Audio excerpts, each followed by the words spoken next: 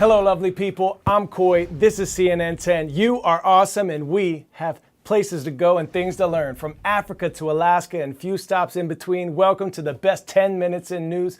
We start in Libya, the country at the top of Africa, if you're looking at a map, right between Tunisia and Egypt, next to the Mediterranean Sea. Last Sunday, Libya was hit by a rare type of storm called a medicane, a combination of the words Mediterranean and hurricane. And the deadly storm dumped record-setting rain on Libya, with more than 16 inches in some places over a 24-hour span. The rain strained two aging dams near the eastern city of Derna, which has a population roughly the size of Bend, Oregon, Abilene, Texas, or Allentown, Pennsylvania. Both dams burst last week, and water overwhelmed entire districts of Derna, destroying homes and businesses, sweeping them away, or even burying them with mud. As of this Sunday, the death toll across Libya was all over the place, with outlets reporting anywhere from 4,000 to 20,000 people, and that's because the damage has been so severe and widespread. And whatever that number is, thousands more are still missing. This is the deadliest flood to hit any African country in more than a century. Our international correspondent Larry Madowo has been following the story and is learning for us the factors and scale of this disaster. The eastern Libya city of Derna might never be the same, even with the best of efforts to rebuild. The UN warning that the catastrophic flooding led to an unprecedented humanitarian crisis there. We will never know the exact number of people that were killed when Storm Daniel dumped unprecedented levels of water here, bursting two dams and entire neighborhoods washing into the sea, into the Mediterranean. In the absence of any proper coordination between Libya's two rival governments, ordinary Libyans have been doing what they can, including donating blood, and they're also aware of the divided country that they live in. We feel sorry for those who lost their lives, and we ask God Almighty that He take pity on the others. Unfortunately, we hate to admit that this catastrophe has highlighted the fact that we do not have a state capable of dealing with a crisis of this scale. Even though rescue efforts continue, it's been a week since the flooding happened, so the chances of finding survivors alive is very limited. Libyan state media say 891 buildings are completely destroyed there. Another 211 buildings are partially damaged and 398 others submerged. So this brings to almost 15% of buildings in Derna that were affected by this flooding. The African Union chairperson is calling on other African member states, the international community, to offer more support because that's what so many people need here. At the same time, the UN warning that about 40,000 people have been displaced, and as they're on the move, they are exposed to landmines and explosive ordinances of war after more than a decade of conflict in the country. So it's just a mixture of the most terrible conditions possible. Larry Madowo, CNN, Nairobi. Let's move now to Central America and the country of Panama, where there's not enough water in the Panama Canal, the iconic waterway, and that's due to an ongoing drought. The canal was built more than 100 years ago, and it connects the Pacific Ocean to the Atlantic Ocean. It's a valuable shipping route that saves vessels a lot of time and a long, more dangerous journey down around the southern tip of South America. Let's go to our CNN international correspondent, Patrick Oppman, who explains how we might all be affected by the water levels on this 50-mile route.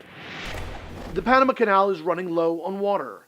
A persistent drought, caused in part by the El Nino weather pattern, has left water levels dangerously depleted. Now, the global supply chain is under threat as the holiday season approaches. The 80-kilometer waterway connects the Atlantic and Pacific Oceans and is a vital route for transporting goods, handling an estimated 5% of world trade.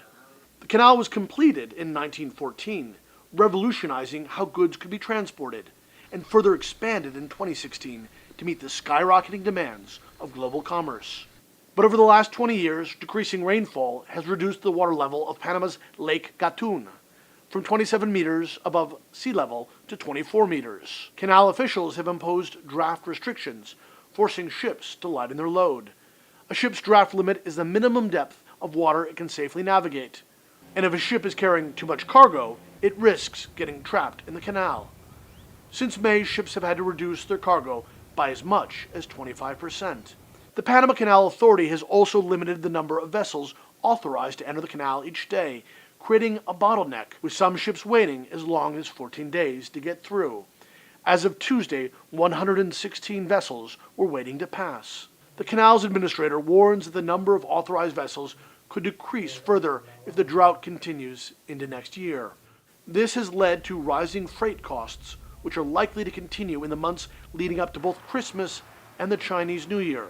The canal's administrator has said the drought could wipe away $200 million in revenue in 2024. And he says they may need to build a new dam or connect the canal to another nearby lake to keep water flowing. 10-second trivia. Can you name the third largest U.S. state with the state motto, Eureka? Is it Texas, Alaska, California, or Montana?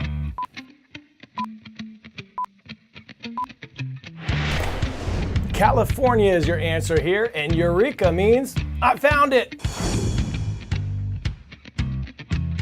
Eureka, the state motto, might be used by firefighters in California quite often now. They fight thousands of wildfires across the state every year, and now, thanks to artificial intelligence, they might have a better way of finding those fires before they get out of control. CNN's Stephanie Elam has more. In California, where wildfires are a constant threat, firefighters want every advantage they can get on a blaze before it becomes an inferno. While I was asleep in bed, my phone dinged. Cal Fire Scott Slump got that leg up while testing new technology in July, when he got a text message with a link to this. Video of a fire that started in the middle of the night, deep in the California wilderness. The dispatch center there was not aware of the fire. But something else was. Artificial intelligence. Cal Fire, in partnership with UC San Diego's Alert California program and its network of more than 1,000 cameras across the state, is using the technology to recognize a fire early on. The next morning, that fire would have been a fire of significance. Instead, firefighters were dispatched immediately, knocking the blaze down before it did major damage. So the fires that you don't hear about in the news is the greatest success of this. These cameras are the new eyes for firefighters. These two, positioned more than 5,000 feet above sea level, can see across this massive Southern California valley. And they're really adding precision to the spotting of wildfires compared to more traditional ways like this lookout station where I'm standing. With this new AI technology, they can often spot wildfires more quickly than the human eye can. Here's how it works. Look at this image. Could you spot a fire? Probably not. But notice that red box on the right side. That's where artificial intelligence has detected a faint column of smoke. The pilot program works so well that CAL FIRE recently expanded it to all 21 of its dispatch centers, where an official will validate the imagery to make sure it is not just dust or clouds. Our goal as an agency is to keep 95% of our fires at 10 acres or less. So this tool increases our ability to ensure that we're keeping those fires small. And the AI is constantly learning. Each time a human confirms or corrects what it detects, the technology adapts. Do you think that it's making a difference in how you're able to protect the population? Absolutely. This technology won't replace people, CAL FIRE says. Nothing can take the place of the boots on the ground. But can help first responders stop fires before they explode. In my opinion, save lives and property. Stephanie Elam, CNN, Riverside County, California.